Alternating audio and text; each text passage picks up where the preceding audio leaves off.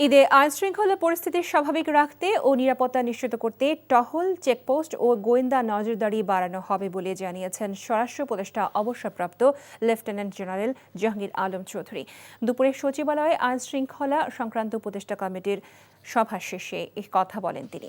এছাড়া ঈদের আগেই তৈরি পোশাক সহ শিল্প কারখানার কর্মীদের বেতন বোনাস পরিশোধ করতে মালিকদের নির্দেশনা দেওয়া হয়েছে বলেও জানান উপদেষ্টা।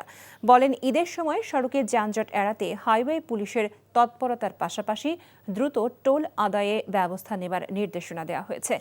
ধর্ষণ সহ নারী ও শিশুর প্রতি নির্যাতন রোধে আইন শৃঙ্খলা রক্ষাকারী বাহিনীকে সর্বোচ্চ কঠোর হওয়ার পাশাপাশি আগের সব ঘটনায় দ্রুত তদন্ত প্রতিবেদন দেবার নির্দেশনা দেওয়া হয়েছে বলেও জানান স্বরাষ্ট্র উপদেষ্টা।